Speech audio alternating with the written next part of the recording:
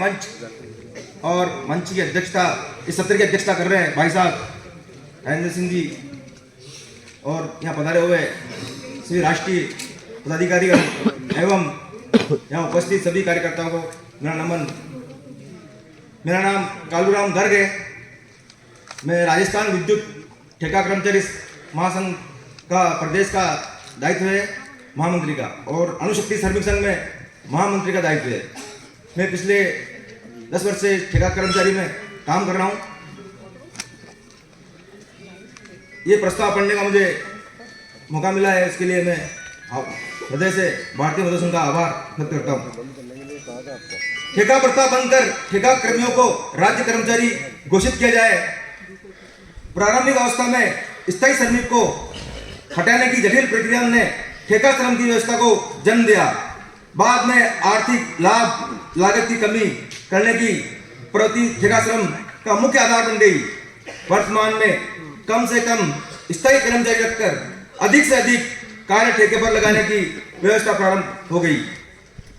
श्रम ब्यूरो के उद्योगों के वार्षिक सर्वेक्षण SSI के आंकड़ों के अनुसार अधिकांश उद्योगों ने ठेके पर कर्मचारी रखने प्रारंभ कर दिए। सर्वेक्षण में सम्मिलित 1,98,628 फैक्टरियों में से 98.4% ने 2019-2020 में ठेके पर श्रमिकों को रखा है, जो कि विगत वर्षों की अपेक्षा में 71% अधिक है। इससे परिलक्षित होता है कि देश में ठेका श्रमिकों की हिस्सेदारी बहुत बढ़ रही है। ठेका श्रमिकों की सेवा और वेतन दोनों ही सुरक्षित नहीं मिलती। श्रमिकों का यह वर्ग न्यूनतम वेतन और सामाजिक सुरक्षा से भी वंचित रहता है। ठेका श्रमिकों के शोषण को देखते हुए ऐसा लगता है कि इस वर्ग के रूप में देश में बंधुआ मजदूर प्रथा अपना रूप बदलकर प्रचलन में है। ठेका श्रमिकों को शोषण से बचाने के लिए भारत सरकार ने श्रम निवारण एवं नियमितीकरण अधिनियम 1970 बनाया, परंतु ये कानून न तो ठेका श्रम के अंधाधुकरण पर रोक लगा पाया और न ही ठेका श्रमिकों के शोषण को मुक्त करा पाया। ठेका श्रम कानून का वर्तमान स्वरूप श्रमिकों के स्थान पर नियोक्ता के हितों को ही अधिक सुरक्षा प्रदान करता है। इसी का परिणाम है कि वर्तमान में स्थायी प्रवृत्ति के कार्य को कोर एक्टिविटी में भी ठेका श्रम लगाए जा रहे हैं। प्रबंधक की तानाशाही के कारण ठेका श्रमिकों की यूनियन बनाना और उसे चलाना बहुत ही कठिन है। इस कारण से इसको सामूहिक सौदेबाजी का लाभ भी सामान्यतः नहीं मिलता। अतः भारतीय मजदूर संघ ठेका श्रम निवारण और नियमितीकरण नियम 1970 में निम्नलिखित संशोधन किया है। कॉन्ट्रैक्ट लेबर रेगुलेशन एक्ट 1970 को प्रभावित करता है। किसी भी सरकार के लिए कानून बनाना ही पर्याप्त नहीं होता, बल्कि पालना सुनिश्चित करना भी उनका दायित्व होता है।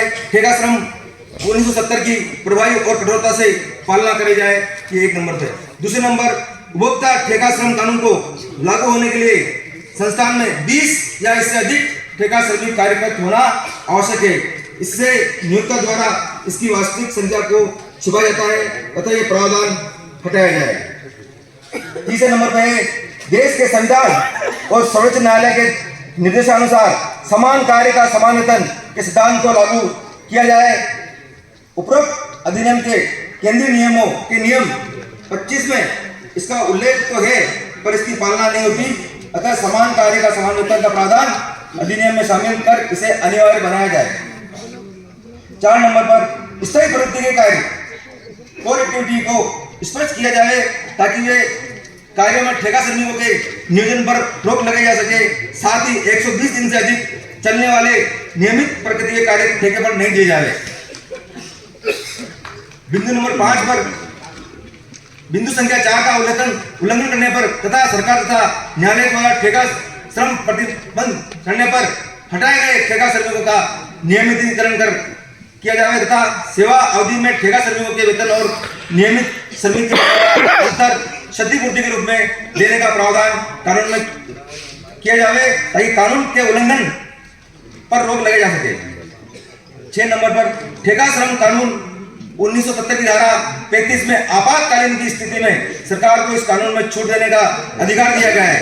सामान्यतः इस अधिकार का दुरुपयोग अधिक होता है। अतः आपातकालीन की स्थिति को स्पष्ट कर इसके अनुचित उपयोग पर रोक लगे जाए। 7 नंबर पर ठेका श्रमिकों का संस्थान या सरकारी कर्मचारियों के वेतन का न्यूनतम वेतन दे हो तो प्रावधान कानून में लाया जाए तथा लगातार सेवा के आधार पर वार्षिक वेतन वृद्धि एवं महंगाई भत्ते का प्रावधान लागू किया जाए। भारतीय मजदूर संघ उपरोक्त संसाधनों सुझाए गए नए प्रावधानों कानून के रूप में लागू करने की मांग करता है। जय भारत माता की जय हो। भारत माता की जय हो।